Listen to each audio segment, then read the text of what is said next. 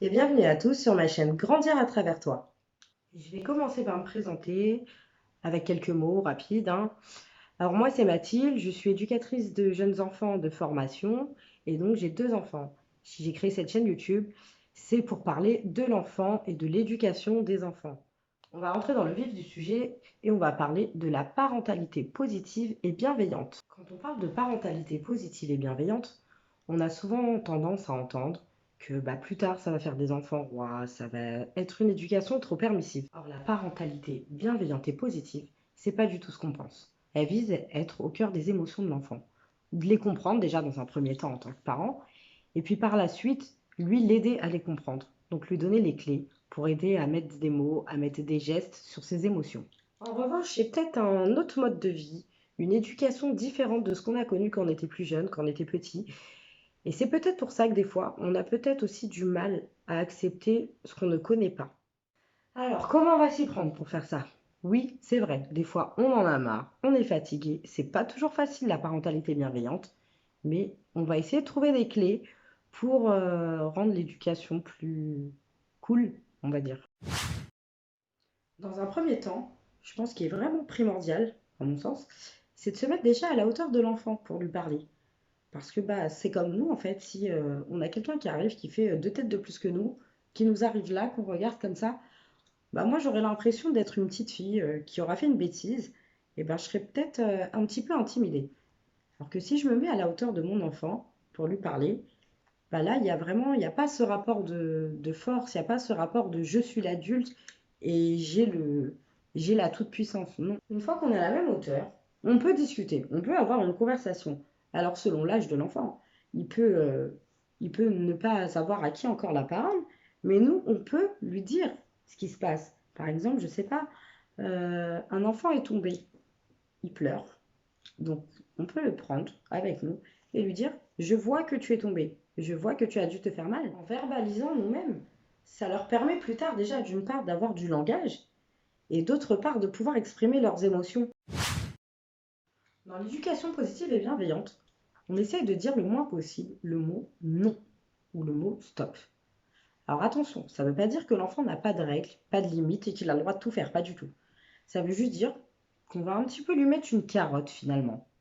Par exemple, je sais pas, votre enfant est en train de courir, il est en train de courir, faire des allers-retours comme ça dans le salon.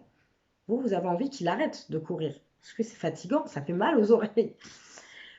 Au lieu de lui dire arrête de courir, vous allez lui dire tu peux marcher dans le salon ou tu peux jouer dans le salon, tu peux faire rouler des voitures dans le salon. Donc là, c'est quelque chose qui est permis. Donc il a le droit de le faire. Vous allez voir qu'en général, ça fonctionne. Parce qu'il n'y a plus il y a plus ce conflit directement, il n'y a plus ce rapport de force. On va aussi essayer de proposer des alternatives aux enfants. Donc leur laisser le choix de faire l'action ou non. Par exemple, un enfant qui crache. Moi, j'ai horreur de ça. Un enfant, il nous observe. Il le sait. Il sait que je n'aime pas ça. Il va le faire. Il va cracher.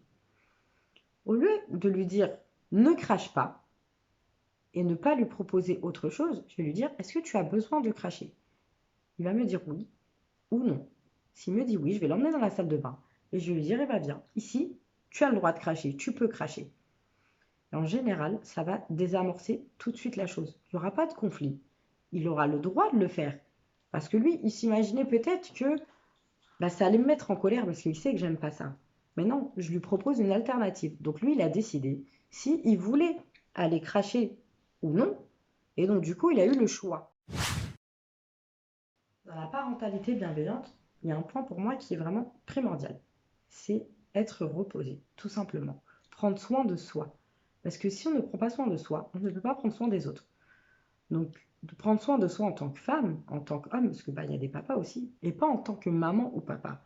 Parce qu'on a besoin de se reposer. On a besoin d'avoir du temps pour nous. De, je sais pas, moi, se faire un soin dans les cheveux, de regarder une série Netflix. On en a besoin. Parce qu'on ne peut pas accompagner son enfant si on est fatigué. Parce que tout simplement, on n'a pas envie quand on est fatigué.